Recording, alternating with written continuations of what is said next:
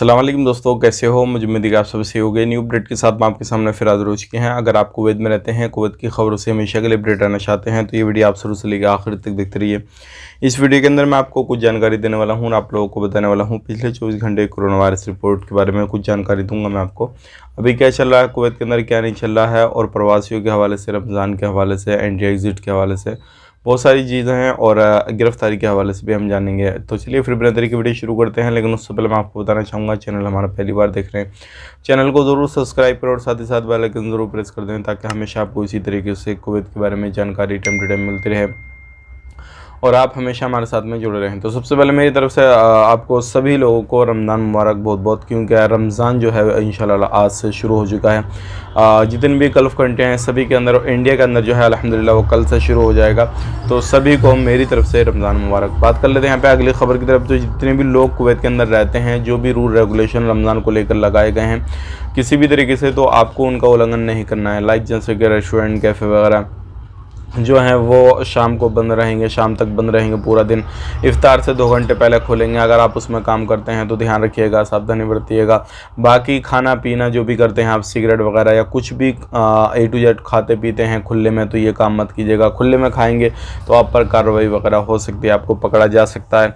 या फिर कहीं पर भी आते जाते हैं, जो भी ड्यूटी टाइमिंग को लेकर है आपकी कंपनियों ने चेंज किया नहीं किया, वो आप हमें डिस्क्रिप्शन में कमेंट बॉक्स में बता सकते हैं कि भाई आपका ड्यूटी टाइमिंग क्या है क्या नहीं है। ज़्यादातर क्लीनिंग कंपनियों का जो है ड्यूटी टाइमिंग वो जो है वो भी चेंज कर दिया गया है। बात कर लेते हैं पे अगली खबर की तरफ। जो अगली खबर आ रही है निकल के, ये भी काफ़ी बड़ी है। अगर आप कुवैत में रहते हैं तो आपको मालूम होगा कि अभी जो है जितने भी डोमेस्टिक वर्कर एंट्री कर रहे हैं, सारी चीज़ें कर रहे हैं, तो हवाली एरिया में काफ़ी ज़्यादा भीड़ लग रही है। जलेब वगैरह में मेडिकल के लिए, यानी कि जो लोग नहीं जा रहे हैं तो उनको मेडिकल की ज़रूरत पड़ रही है, सारी चीज़ें हो रही हैं।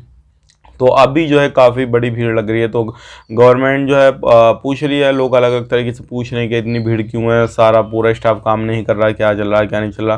तो उसके हवाले से भी है। और यहाँ पे एक बंदे की जो अभी कुवैत के अंदर एंट्री करने की जो फ़ीस तकरीबन 2000 KD जो है वो पे करनी पड़ रही है एक बंदे की डोमेस्टिक की, क्योंकि रमज़ान आ गए हैं और लोगों की जो कमी है वो कुवैत के अंदर अभी भी काफ़ी ज़्यादा है। तो ये सारी चीज़ों को देखते हुए इतना कुछ हो रहा है। अगर आपको अभी एंट्री करना है तो कर सकते हैं। बात कर लेते हैं यहाँ पे अगली खबर की तरफ। जो अगली खबर आ रही है ना, कुवैत के अंदर अगर आप किसी भी तरीके से कहीं पर भी काम करते हैं तो एक चीज़ का और ध्यान देना है आपको। किसी भी तरीके से अभी खास करके इतने रूल रेगुलेशन तो नहीं है जितने पहले थे कोरोना के समय, क्योंकि कोरोना अभी भी है लेकिन वो हटा लिए गए हैं। लेकिन फिर भी आपको ध्यान रखना है, सावधानी बरतनी है ताकि कहीं पर भी कोई भी परेशानी आपको ना हो। अब बात कर लेते हैं मैं अगली खबर की तरफ। जो अगली खबर आ रही है निकल के 60 साल के हवाले से। अभी इनका फाइनली डिसीजन नहीं आया है, इनका डिसीजन जो पेंडिंग में फिर डाल दिया गया है। इन फ्यूचर जैसे कोई अपडेट आता है 60 साल के हवाले से तो वो भी शेयर कर देंगे। लेकिन यह है अब इनका काम वगैरह रिन्यूअल होने बंद हो गए। आपका हुआ नहीं हुआ वो भी आप हमें बता सकते हैं। अब बात कर लेते हैं यहाँ पे अगली खबर की तरफ। जो अगली खबर आ रही है निकल के, ये भी काफ़ी बढ़िया, और मैं आपको बताना चाहूँगा कुवैत में अगर आप कहीं पर भी रहते हैं, किसी भी तरीके से कोई भी कामकाज करते हैं, कुछ भी करते हैं, तो चीज़ों का आपको ध्यान देना है। सबसे पहली जो चीज़ है, अगर आप कहीं पर भी कोई भी कंपनी में काम करते हैं तो ड्यूटी के लिए अगर आपको जाना है तो आपको मालूम है इस टाइम पे फिंगर सिस्टम सब में लागू हो गया है। बिना फिंगर के आप ड्यूटी वगैरह करते हैं तो वो आपकी अटेंडेंस नहीं होगी। आप जब ड्यूटी पर जाएँ तो अटेंडेंस लगाएँ तो फिंगर का सही यूज़ करें, नहीं तो आपको परेशानी हो सकती है, और नहीं तो आपको जो है सैलरी वगैरह में दिक्कत आ सकती है। बात कर लेते हैं यहाँ पर जिन लोगों को अभी तलक किसी भी तरीके से सैलरी की प्रॉब्लम आ रही है तो लेबर कोर्ट जा सकते हैं, या फिर डायरेक्टली अपना वीडियो सोशल मीडिया पे बना कर डाल सकते हैं। लोग वहाँ पे उसकी सपोर्ट करेंगे, सारी चीज़ें करेंगे।